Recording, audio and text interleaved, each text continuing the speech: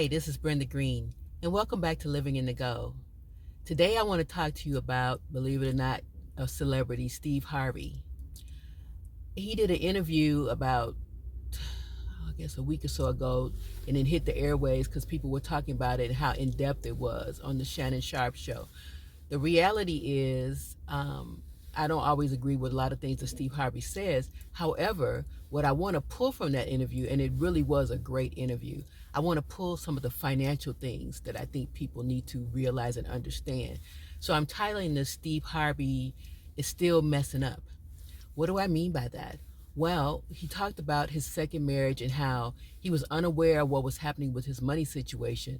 He thought that he was paying his tax bill to the IRS for over 7 years, and his wife or ex-wife and his financial advisor was stealing his money, stealing it literally. At the end of all of that, he had $1,700 to his name. He had made millions of dollars on Kings of Comedy, the touring and all of that, the shows and things he was working on, but he was broke.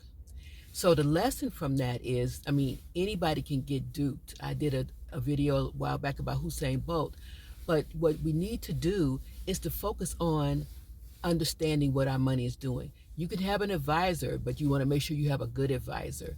You also need to be the last one to sign the checks. I don't care what your money is, what your situation. If you got $1 billion, you need to know what's happening with your money. And if the person that you're working with can't explain it to you detail by detail so you know what's happening, then that's the wrong person. They need to make it simple for you. But always make sure that your money is being handled by somebody that you understand and trust and that you can work with. You also need to have a little bit of literacy. I know it's real easy to just turn it over to somebody because you're so busy. We're all busy, but we're not too busy to be able to understand what's happening with our money. You look up and you wind up like him with $1,700 in the bank. You lost millions trusting the wrong people.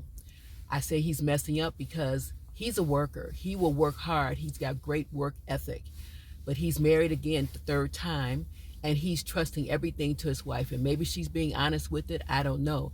But it's still the same situation when you don't know what's happening with your money. You need to still be sitting down, understanding it, talking about it, and saying, okay, and signing the last checks. That's one of the things that, believe it or not, Oprah Winfrey talked about because she learned that from Bill Cosby. He said, always sign the checks. Actually, Bill Cosby, it wasn't that he was so great with his money, but his wife was great with the money. And she was the one who said, this is what we're going to do, and he did it. Same thing. Trust the people who are working with you in your money. If you don't have complete trust with them, they're not the people.